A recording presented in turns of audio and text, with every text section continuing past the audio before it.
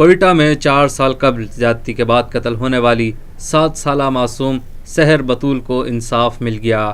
مجرم کو انسداد دہشت گردی کی عدالت نے سزائے موت کا حکم دے دیا۔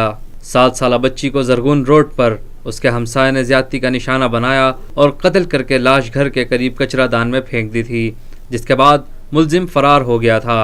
پولیس نے ملزم کو گرفتار کیا اور 4 سال تک کیس چلتا رہا۔ گزشتہ روز انسداد دہشت گردی کی عدالت نے کیس کا فیصلہ محفوظ کیا تھا۔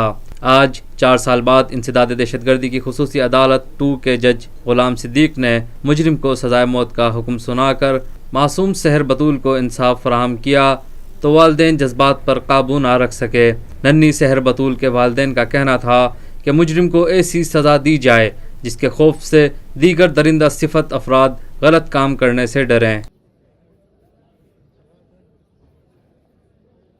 پاکستان میں پہلی مرتبہ حالات حاضرہ کے مختصر مگر جامع پروگرامز، خبروں، تبصروں کے علاوہ دیگر سماجی، تجارتی، ثقافتی، تفریحی، معلوماتی، مذہبی، تعلیمی، صحت اور بچوں کے پروگرامز صرف TNN TV پر۔